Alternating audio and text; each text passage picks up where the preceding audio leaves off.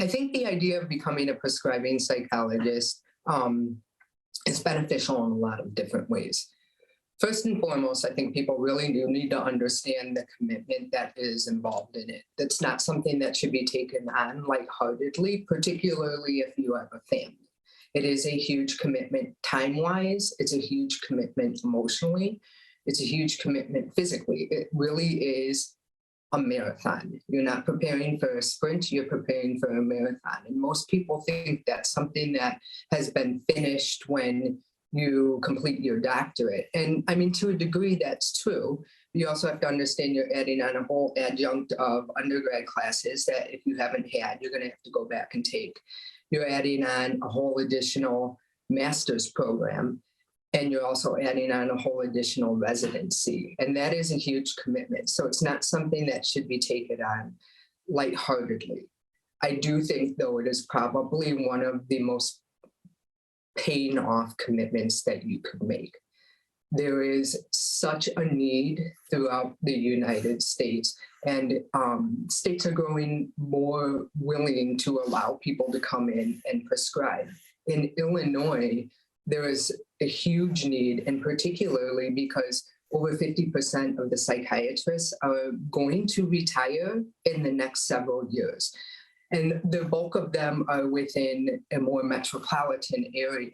And now that teleservices has been opened up throughout the whole entire state, there is just such a wide range of individuals that you can provide services to, that you can help.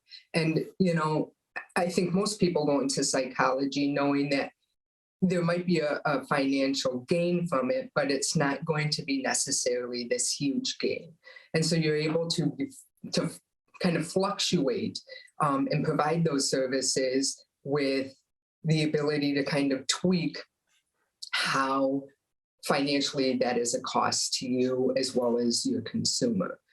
I also think too that the knowledge that you will gain through the program is just absolutely astounding. Whether you end up prescribing a whole lot or you end up prescribing just a little bit, that the knowledge that we learn, that we're able to then say to our patients when they come in and they're like, this doesn't feel good, you can say, maybe you need to go to the doctor and get your thyroid level checked, or maybe you need to go to the doctor and get your vitamin D level checked.